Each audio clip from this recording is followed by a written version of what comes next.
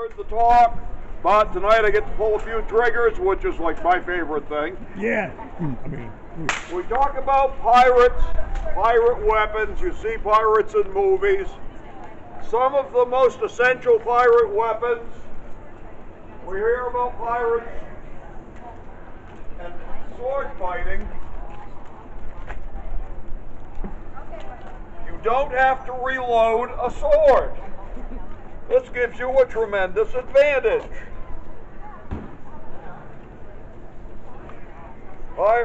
The most essential pirate weapon is the cutlass.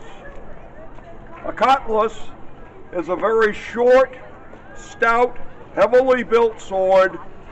This is a chopping weapon. This is a weapon that you don't need an awful lot of sword fighting training for. Pretty much every sailing ship would have had cutlasses.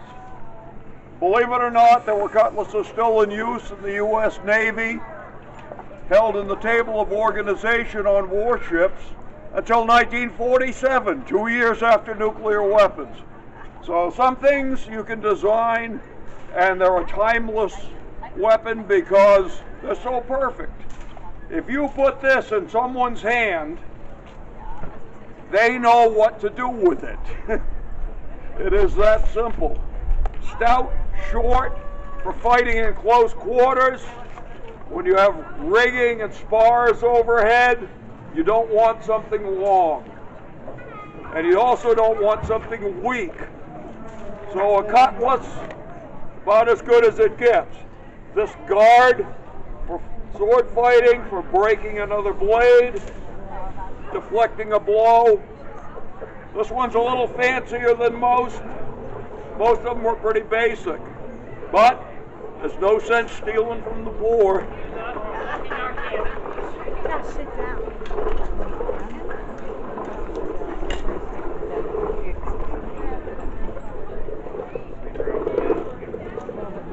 No, you can bring it right under if you want, because after weapons demo, we're done. You can bring it right under the table. Most everybody back then would have carried some form of a knife.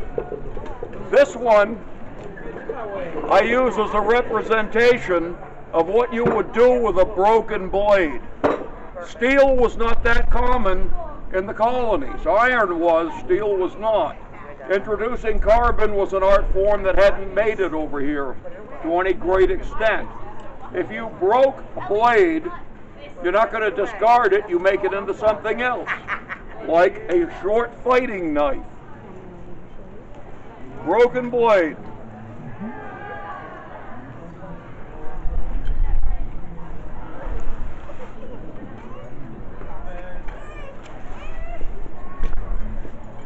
That must be open to you. Me? Yes, There were a percentage of pirate captains, pirate officers, who were actually from families of nobility in Europe. Adventurers, people, young people trying to make their own fortune. They would buy a ship, hire a crew, off they'd go. Those were people who would be brought up having sword fighting lessons. They were trained sword fighters. A rapier is something they would be familiar with. This is a sword fighter's weapon. This isn't something you would use shipboard firefighting. As I said, it's too long. But if you're going into town, this is what you would have on your hip. This commands the presence. This indicates that you are a person of purpose and of wealth. If you are trying to hire a crew, you want them to understand that you are successful in your business. That's where rapiers come in. And having that distance from someone is an advantage in a sword fight. Rapier.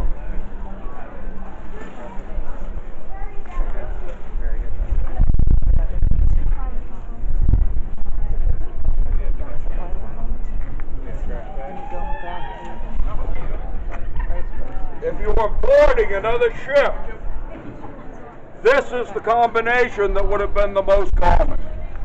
A dagger, and a pistol.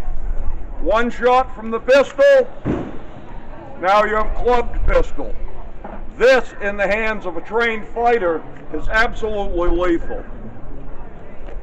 Getting into a fray on a ship, you're going to be very close to your opponent, unless they ever rape you.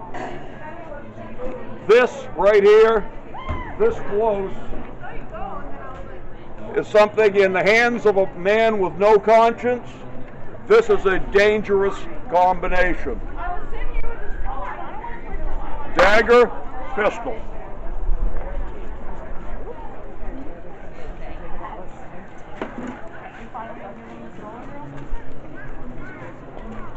All of our firearms are flintlocks. Anybody here own a flintlock? There's one. Of course you do. This is hardcore over there. Called a flintlock for the simplest of reasons. It has a shard of flint right here. That is flint stone. It is surgically sharp. When I follow the hammer on this, it strikes against this hardened face. That is hardened steel. Eventually, you will wear that out and have to have it redone. I've had to have mine rehardened a couple of times. But when this strikes this hardened face, it showers sparks into a priming charge of gunpowder in that pan, and that detonates it. It goes through a flash hole into the barrel, and it fires the main charge. Anybody want to see that happen? Yeah. Yes. Yeah. I want to make it happen.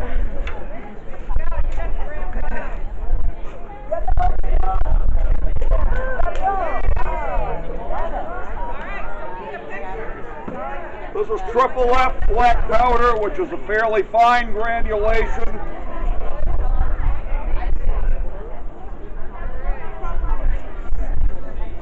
Introduce my priming charge. The hammer is on half cock right now. All the way forward would be fired, all the way back would be in the firing ready position. Half cock is a safety position.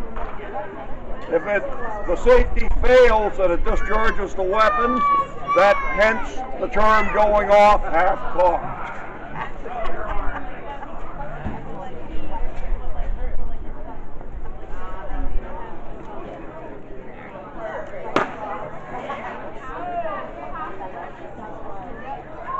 Yeah, we'll give it a little bit more.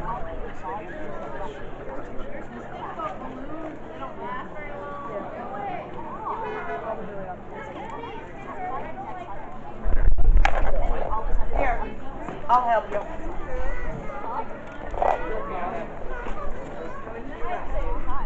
I got it.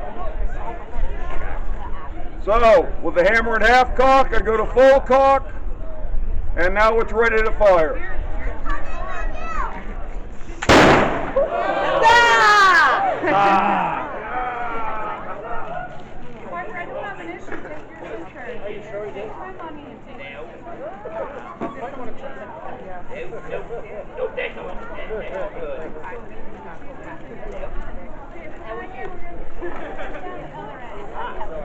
Flintlock infantry musket. Woo! Indeed. Pirates frequently fought on land. In movies, on television, you see them taking ships. That was less common. They more commonly would raid towns. When they would raid a town, the local militia or the regulars would be armed with muskets. This one happens to be British. This is a British Brown Bess. Dutch or French or Spanish muskets weren't that much different. This is 75 caliber, smooth bore. A British infantryman was trained to get off 3 shots a minute with this weapon. Doesn't sound like a big volume of fire now. At the time, it was considered to be adequate. Again, flintlock mechanism, piece of flint here, hardened steel face. I saw that look in your eye.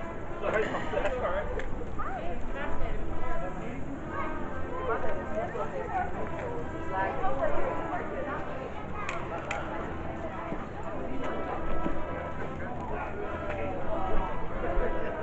we did change the fire. I think you can get a crowd.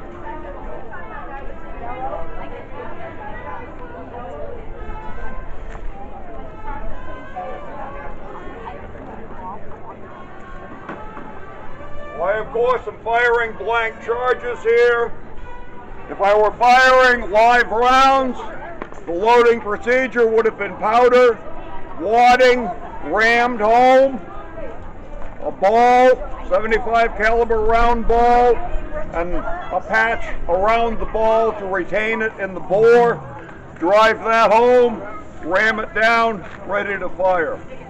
You would always want that seated firmly. If you had an airspace in there, now you're holding a pipe bomb.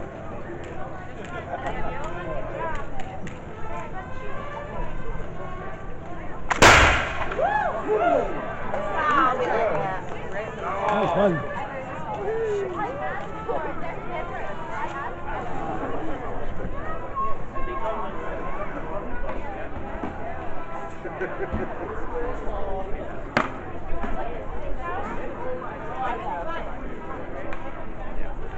This is the one that's everybody's favorite. Everybody loves a blunderbuss. This thing is an absolutely devastating close-range weapon. This has a 1-inch bore. That musket was only 3/4 of an inch at 3 times the size. These were fired shot. There's a lot of misrepresentation about how they could throw anything down the barrel. Well, you could, but you wouldn't. They fired what they called swan shot most commonly, and that was like the size of small buckshot. This, a small light weapon at a range like that, is going to cover that area. It is a devastatingly violent weapon. And once you fire one shot, now you've got this decent club. Again, flintlock mechanism, and it barks really well.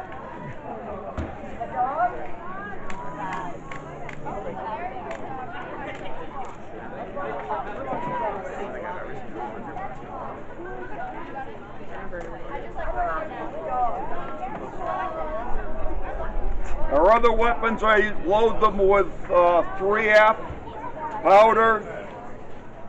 The more F's in the name, the finer the granulation. This I load it with 1F cannon powder, just because I like to.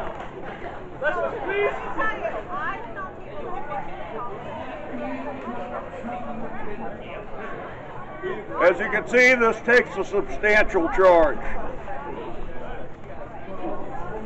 This particular gun, this is an older reproduction. It's about 70 years old. I've seen the catalog page for this. The suggested charge for this gun was 3.5 grams of shot on top of 300 grains of powder. That's equivalent to a little over 2 standard shotgun shells in a 5-pound gun. Not on my shoulder. I fire it with blanks.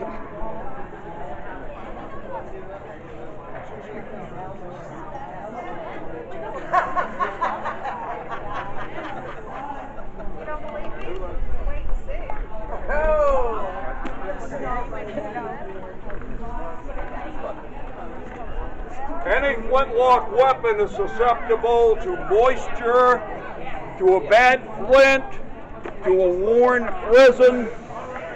There were a lot of failures in these guns. They do not always go off. So let's see what we can do with this one, see if we can make it do something meaningful.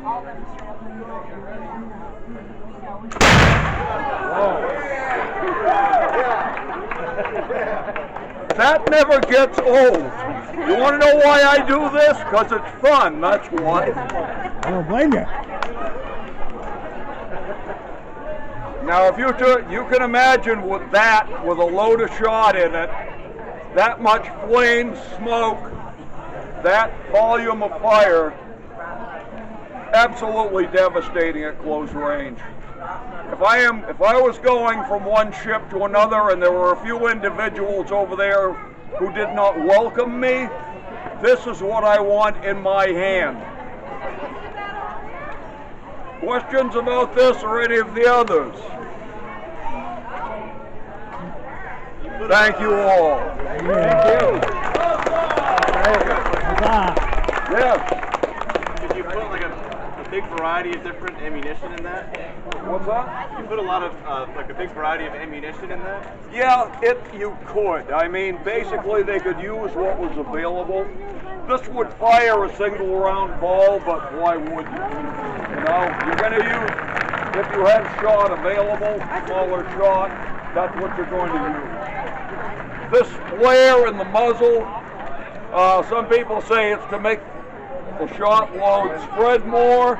It really isn't. It's only to facilitate quicker loading. French cavalry loved these things. They were used for military guards, coach guards, all sorts of shipboard use, but pirates especially liked them for obvious reasons. Oh yeah. Thank you all. Enjoy the weekend.